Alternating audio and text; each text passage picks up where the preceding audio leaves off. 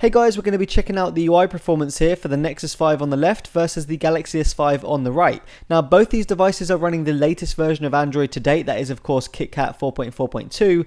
The Nexus 5 is stock Android, so there's no OEM skin, whereas the Galaxy S5 is of course running Samsung's TouchWiz, so let's see how they fare. Now I freshly booted both these devices, I haven't opened any applications, you can see there's nothing in the recents for both. These are the applications I'll be testing out. I will try and be as accurate as I possibly can, but take into account a bit of human error. So here we go. Now while this is going on, let me just tell you a little bit about the specs. The Nexus 5 is running the Snapdragon 800 clocked at 2.3 GHz. The Galaxy S5 is running the Snapdragon 801 clocked at 2.5 GHz. So it has the newer processor and a higher clock rate. But so far what we've seen is these two are really evenly matched at app opening speed. Both are pretty much identical.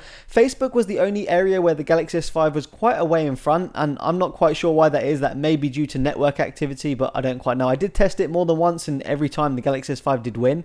But in pretty much every application other than that, they are very neck and neck, trading blows each way. Sometimes the Nexus 5 would win, sometimes the Galaxy S5 would win. For the camera opening speed, I used the new Google camera for both first, and you can see the Nexus 5 was just a hair quicker than the Galaxy S5. I then cleared the memory for both cameras, and I used the Samsung camera app on the Galaxy S5, and once again you'll see the Nexus 5 just comes out on top. So moving on to multitasking, both these devices have 2 GB of RAM. Firstly, I wanted to test out the responsiveness of the multitask button. So if we do that here, you can see that the Nexus 5 definitely wins in this area. The Galaxy S5 has quite a delay when you actually look at it in slow motion. I think this is actually down to the Galaxy S5 going into immersive mode when you're in the multitasking section, but it does slow it down, and if you want to multitask very quickly, you can definitely see it's going to slow you down, whereas the Nexus 5 doesn't. Now in terms of actually switching the applications, again you'll notice the Galaxy S5 has a delay. You can see it pretty evidently here in slow motion. The Nexus 5 is pretty quick to respond.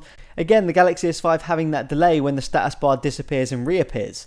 Now that may not seem like a massive deal to you, but if you want to switch between your apps very quickly, this delay is going to slow you down, and it can become pretty annoying. And it's pretty evident that it's not a one-off. This has pretty much happened with every application I've tested on here. The Nexus 5 is definitely the more responsive and snappier device in terms of its multitasking speed. Now I mentioned previously that both these devices have 2 GB of RAM, and I opened the exact same number of applications, but you'll see here from this point onwards the Galaxy S5 is having to reload the applications, whereas the Nexus 5 still has them in memory. The main reason for that is the Samsung bloatware on the Galaxy S5. It's using up more of the memory, so less is available for your applications. The Nexus 5 on the other hand doesn't have any of those Samsung bloatware apps running in the background, not to mention that stock Android is a lot lighter on the RAM than TouchWiz is anyway. So the Nexus 5 just has more free RAM available for your applications and your multitasking. You can see here even Google Chrome is still in memory on the Nexus 5, whereas again the Galaxy S5 is having to reload it.